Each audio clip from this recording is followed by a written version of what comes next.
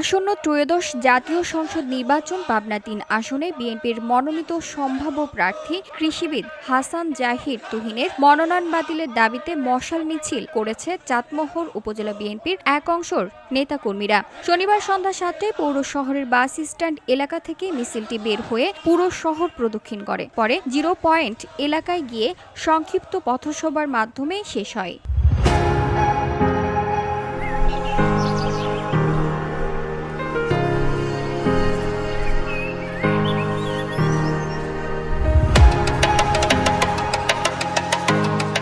এ সময় উপস্থিত ছিলেন বিএনপির নেতা মোতালেব পরামানিক, সাইদুল ইসলাম, ইসাহাক আলী, ইউপি সদস্য ইয়াসিন আলী, শওকত হোসেন, জাকির হোসেন, উপজেলা ছাত্র দলের সদস্য সচিব আরিফুল ইসলাম, সিনিয়র যুগ্ম আহ্বায়ক ইমরান হোসেন, পৌর ছাত্র দলের সদস্য সচিব রফিউল ইসলাম রাহুল, ইউল্যাব ছাত্র দলের আহ্বায়ক সাব্বির আহমেদ সহ অন্যান্যরা।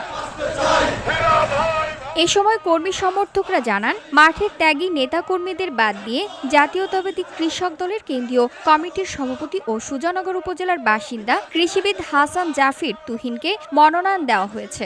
অথচ দীর্ঘদিন ধরে চাটমোহর উপজেলা বিএনপির সাবেক আহ্বায়ক ও সাবেক এমপি এ.কে.এম. আনোয়ারুল ইসলাম এবং সাবেক সদস্য সচিব ও সাবেক উপজেলা চেয়ারম্যান হাসাদুল ইসলাম হীরা আওয়ামী লীগের দ্বারা অনেক নির্যাতনের শিকার হয়েছেন। অথচ ত্যাগী এই নেতাকে বাদ দিয়ে বহিরাগত লোককে মনোনয়ন দিয়ে আমাদের এলাকায় পাঠানো হয়েছে। এতে বিএনপি এই আসন হারাবে।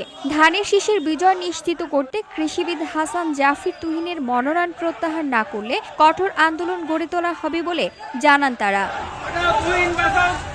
GOD Bangla news desk.